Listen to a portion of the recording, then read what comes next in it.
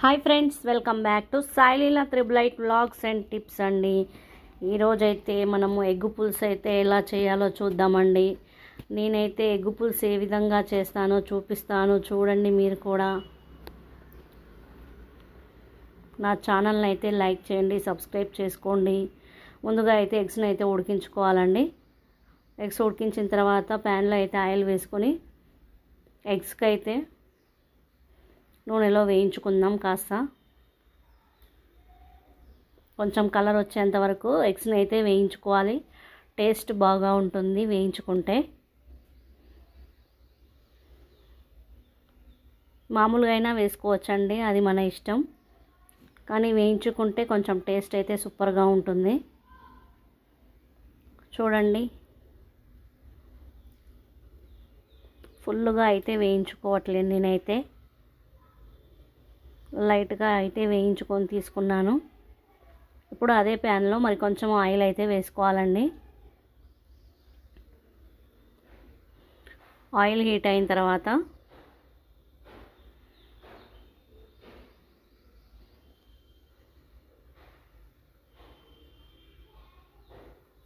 జీలకర్ర, లవంగాలు, యాలకులు కూడా వేసుకుందామండి.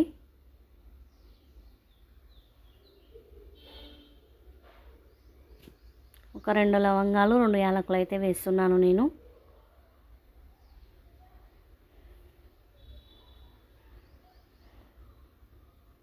రెండు పెద్ద ఉల్లిపాయలను అయితే కట్ చేసుకొని పెట్టుకున్నాను చిన్న చిన్నగా. చూడండి, పెద్ద సైజు అయితే 2 తీసుకున్నాను. ఈ విధంగా కట్ చేసుకొని నూనెలో అయితే వేసుకుందాము. ఇది బాగా ఫ్రై అవ్వాలండి. ఎంత బాగా ఫ్రై అయితే అంత టేస్ట్గా ఉంటుందండి పులుసు అనేది. ఇప్పుడు కాస్త పసుపు వేసుకుందాం.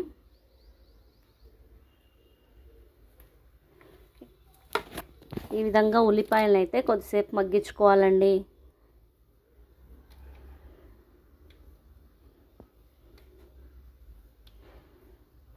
లైట్గా కలర్ చేంజ్ వచ్చేంత వరకు కూడా వేయించుకోవాలండి.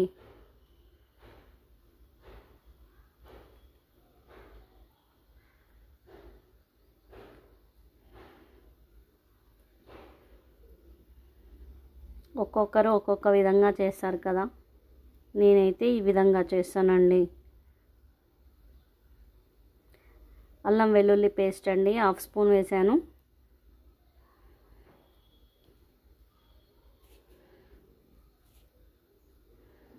ఉల్లిపాయలు అయితే పచ్చి వాసన పోయి కాస్త కలర్ వచ్చేంత వరకు ఈ విధంగానే వేయించుకుందామండి. ఇప్పుడు కాస్త కారం మన టేస్ట్కి సరిపడా అండి, నేనైతే 1.5 స్పూన్ వేసాను. సరిపడా ఉప్పు, చికెన్ మసాలా,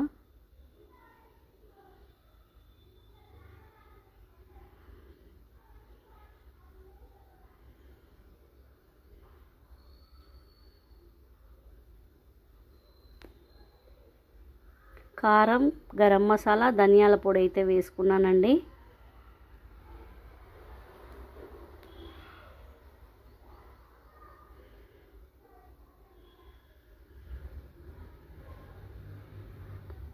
రుచికి సరిపడా ఉప్పు,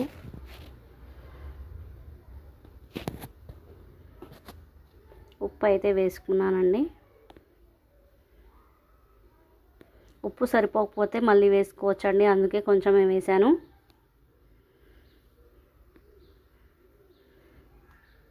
ఇప్పుడైతే చింతరసం పోస్తున్నానండి.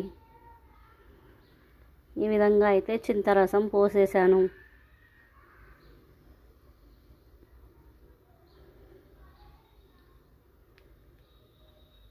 ఈ చింతరసం అనేది బాగా మరగాలండి. నా ఛానల్ని అయితే లైక్ చేయండి, సబ్స్క్రైబ్ చేసుకోండి ఫ్రెండ్స్. ఇప్పుడైతే వాటర్ అయితే వేసుకుందామండి సరిపడా. నా పులుపుకు తగ్గట్టు చూసుకొని వాటర్ అయితే వేసుకోండి. నాకైతే చాలా పులుపుగా అనిపించింది, ఇంకా కూడా కొన్ని వాటర్ వేసుకున్నానండి నేనైతే. ఈ విధంగా మరుగుతున్నప్పుడే కాస్త చక్కెర కూడా వేసుకోవాలండి. ఆ క్లిప్ అయితే మిస్ అయిపోయింది.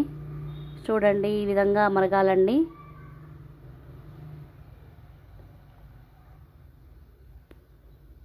ఇప్పుడైతే సాల్ట్ చెక్ చేసుకోవాలండి. ఎగ్స్ కూడా వేసుకున్నాం.